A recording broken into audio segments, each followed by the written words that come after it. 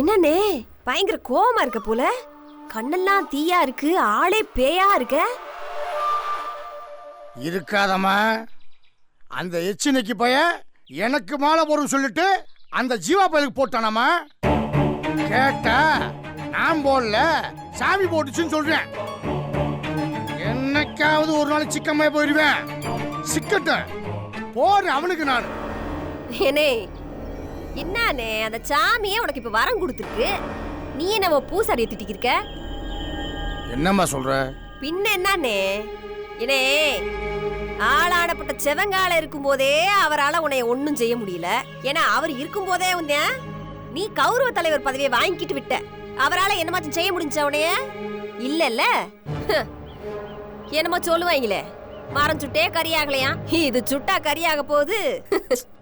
இல்லம்மா, ஆரம்பத்தில் ஒரு சின்ன பையன் தோத்து போன ஒரு அச்சம் வந்துருச்சுமா.